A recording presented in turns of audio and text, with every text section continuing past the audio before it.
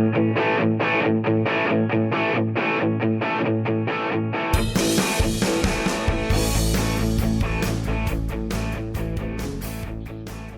right. Hey, thanks for joining us again on another episode of Life According to Brian. And Jason. Hey, Jason. How you doing today? Dude, I'm doing great. The sun is out in Colorado, and it's a great day. You know, this time of year, sports, especially football, seems to kind of go with the holidays. I don't know what it is about Thanksgiving and Christmas, and just you wind up, whether you're a football fan or not, it's like the game is on, you know.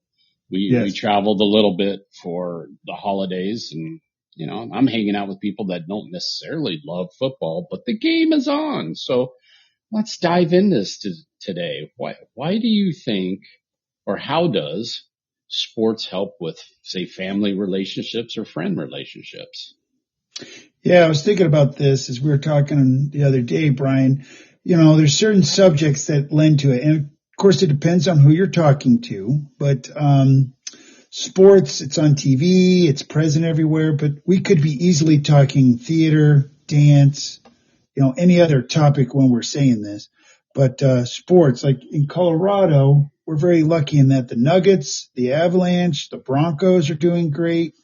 You know, that's just good fodder to be doing it. And like, say you go to a holiday event, and whether you say the Broncos are good or bad, just, you know, what do you think of Bo Nix? Boom. You know, that's instant conversation. Right. Good, bad, or ugly. You know, Right. like, oh, I hate football, or oh, I love football, or oh, the Broncos, especially with those folks that have a hard time striking up conversations with, you know, just it gives you a common language. Right. And you know what's interesting is I think because when we're just talking football right now, has been around so much at the holidays, say for the last 40, 50 years. I mean, I can remember growing up, going over to any relative's house, you know, and I'm talking in the 70s, you know, earliest memories, there was the game on, you know. And I think it's just because of the holidays and the seasons and football. That makes it, everyone in the household has experience with that level of game on. And that's why when I show up to family events, everyone kind of participates watching loosely the game. I think football, for whatever reason, is very accessible conversation with almost anyone, or especially around the holidays. Sure, because you got college affiliations. You may not even care about the team, but you're like, I went to CSU in Fort Collins, Colorado, you know, or I went to Tennessee. Like my in-laws, they're big Tennessee fans because, you know, she went to Tennessee. Right. Yeah. We, you know, our last family visit, we had the Penn State game on, you know, because one person in the room had an interest in connection to Penn State, you know, and sadly I'm from ASU, so none of that football was on, but, neither was CSU football. No. Right. Yeah. But yeah, you know, so you start kicking that around. Oh, what college you go to? What college you go to? Totally. You know, and a little smack talking in between. That's always fun. Get a little chippy, you know, if the person can do it. And, yes. So yeah, sometimes it brings up tensions, but it's also, you know, since politics are so polarizing right now, sports are a pretty safe topic. It is. And especially dissecting a play. Oh, that was a good catch. Right. Oh, they're doing a replay. I was, you know, watching football the other day. Like, what do you think? Is that a catch or not a catch? You know, just little snippets. Totally. And then you go back to whatever you're talking about. You know, it could be any kind of thing about day-to-day stuff. Well, you know, and there, some sports watching turned into a tradition, every spring. Well, growing up in Arizona, let me back up a little bit. Back when I was, say, late high school or to college, Arizona has the Cactus League for spring training baseball. And so I go out to games, you know, and see various different little games here and there, pretty cheap. And that was before baseball was really a business in spring training. You know, spring training was pretty low key and not all that popular. And now it's like big money, nice fields, but, my dad always knew I liked that. And, that just became kind of a thing. We go out. I try to get out to Arizona every spring. When I say spring, somewhere around early March before spring training was over. Baseball always starts in April, the regular season. So I get out, and my mom and dad would go down to the Rockies field, ticket office, wait in line because they wouldn't buy them on the phone or computer. Wait in line, get tickets every year, say for the last, I don't know, probably since like 2010. And, Dad passed away in 2022. So we had a good run there. Some years I couldn't get out there, but most years I always got out there, whether I flew or drove. And we just go out to the ballpark. And I wouldn't call my dad a baseball fan. I wouldn't call my mom a baseball fan, but it was the event. Going to dinner, talking. It was a whole day, and we just built our deeper relationships for each other around those events. And so those are great memories. And, since Dad's gone, I should probably do that with Mom. I should fly out there every March and we just go to a baseball game. Yeah, because it's why not? Kind of tradition. It's what you do. Right, it's tradition, right. You're sitting out. It's nice. Just talking about, what's going on. Right. Yeah. With me, my dad was Air Force. We went all over, but I was in 3rd, 4th, and 5th grade in Maine. And for me, all the New England teams were a big part of me. So, the Red Sox, the Celtics, and the Patriots. I remember Dad having them on all the time. And, those were my teams. I had my sweatshirt with the Patriot guy going down holding the football. I love that. And, watching Celtic basketball, Larry Bird. Right. We talk about his amazing shots. But for me, Dad, he was a commander at a small station. He would take one of the buses, and any of the airmen and their families who wanted to, he'd load it up. We'd go down to Fenway, and he did this, I think, 3 times, and we'd go down and watch a game. It was awesome. So amazing. Once again, very good connections, all-day event. Wow.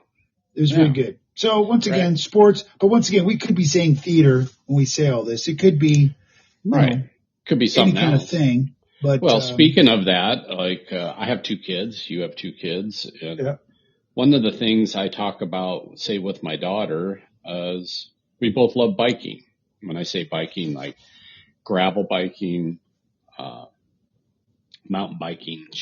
Her and her boyfriend, Matt, just came out, and we rode all over Bentonville. Bentonville's the Disneyland of mountain biking, and it is. So we rode all over with them, and so some Christmas gifts went their way. Had to deal with bikes, stuff like that. I had biking swag for them when they showed up at the house. Took them down to my little volunteer bike place. So it's bikes, and not that we did that much as kids. It's a great common ground for us in our relationship going forward because we can do it together. And so we can go out and ride together. And that to me is and that's a fun thing you and I do too. It's just something magical that happens. You go out, you grind up a hill, you stop, you chat for a little bit as you're catching your breath, and then you decide what you're going to ride next. I don't know. There's just nothing better. And same with disc. Go out and play golf or disc golf, regular golf too. It's just the conversations in between and activity are gold. Just something about the gold, And but so what do you do with your kids? Is bringing you together. Let's do a couple things. Katie, I've got Katie and her son Ryan. Katie really likes baseball. When she went to school in Washington State, she loved the Mariners. We'd go out and see games. Both kids, and as a family, we'd go to several stadiums. So their love of baseball is easy. Like we love going to Rockies. We have a certain place we sit when we go to different stadiums. We tend to sit behind home plate all the way up. Right. It's kind of a little tradition there. So for us, it'd be baseball. But, I got to tell you, disc golf is there because I've done that when the kids were young. There's a game, Magic the Gathering, that Ryan's playing a lot. Talk to him about that. once again, doesn't matter what the topic is. It's finding when you go to a setting, are you just going to bulldoze your sports in there, or are you going to find out what people like, your Right. commonality, and then you talk about it, whether it be, science, biking, Right. card Right. games, baseball. But sports tend to be on TV or on the Right. radio. So it's Uh-huh. just an easy medium while you're talking about those other things to go back to the sports. Yeah, 100%. Yeah, I think when you raise kids, certain things that you do that are either tradition or places you go or things you do on purpose, those things that you do often enough show up in their adult lives as well. So like my son, when I go out and visit him, there's a lot of common ground. One is, they all grew up in Western Colorado. So we had the Colorado National Monument somewhat in our backyard, and we go out for hikes a lot. And I show up to his house in Albuquerque. What do? We're going out hiking.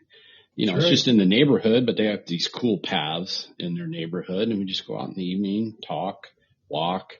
He's a father now, so I got the grandkid around me, and I just love it. I love that tradition of walking and talking continues on.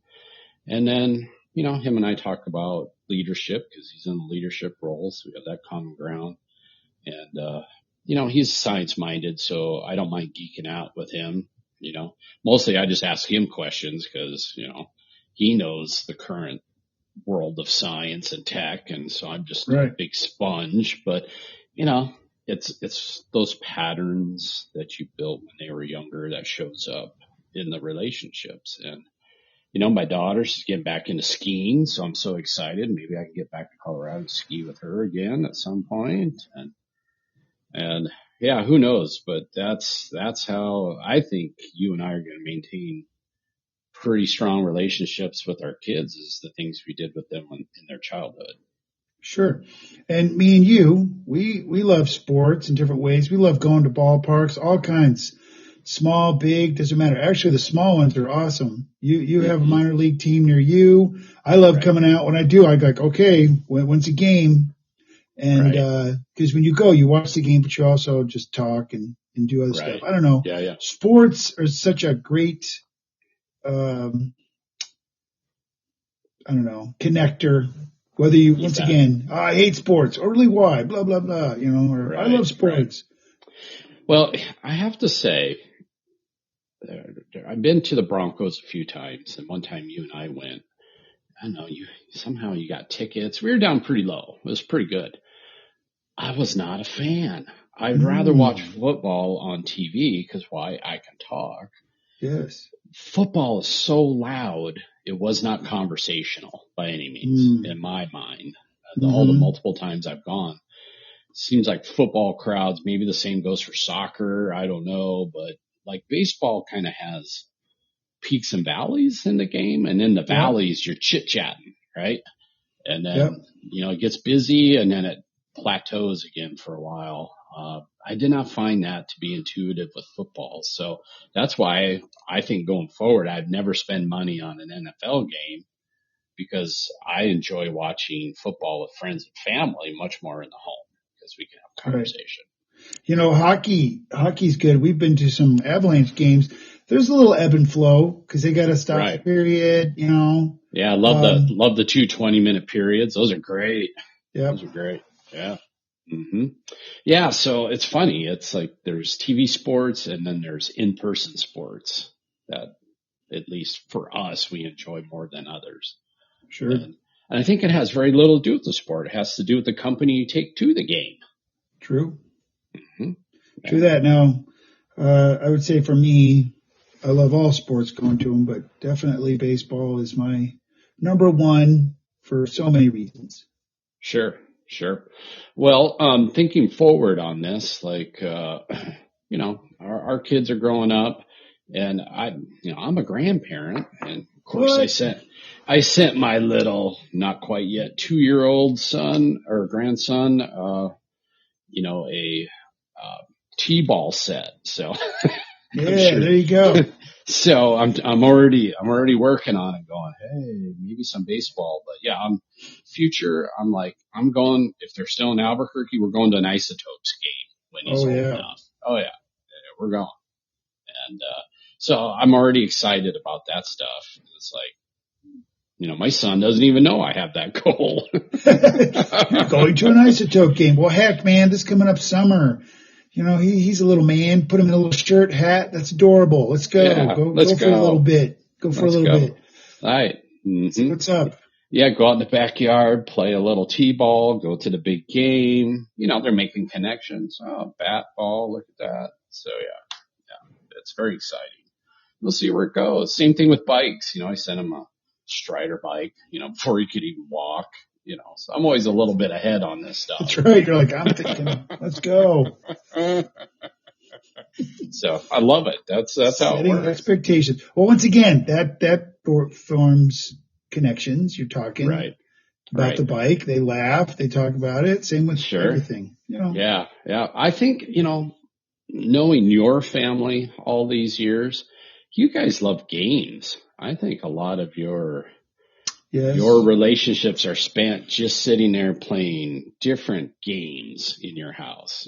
Instead of the TV on, you're making connections because, you have that cool dominoes table that you got. Yes, we have a cool dominoes table that an awesome guy made, which we also use. We have a puzzle on it right now, which is excellent.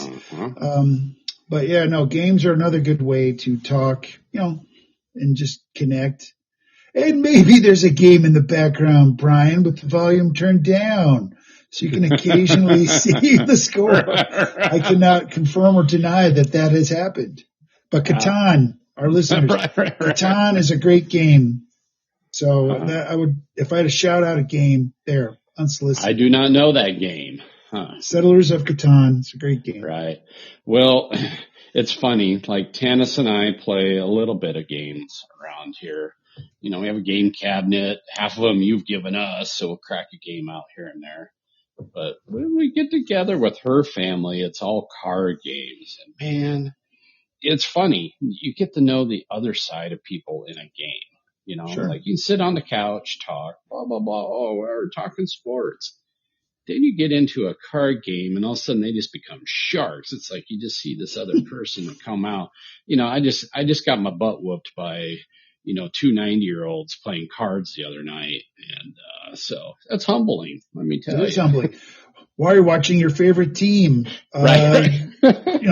On mute. Okay. Now real quick, I grew up everywhere, but New England is my formative years of, teams. Real quick, tell our listeners, where would you say, or what teams were your formative teams as a sport person? Because sports are so popular to us.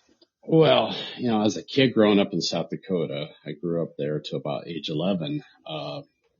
Baseball is kind of a wild card because there's no baseball team that close. I was actually a Cleveland Indians fan for whatever reason because I collected baseball cards and, that and the Reds. I have to say maybe the Reds even more because I love Johnny Bench, that whole era, Pete Rose. So it's collecting baseball cards, boom, boom, boom. But most kids in South Dakota were Vikings fans when it came to football.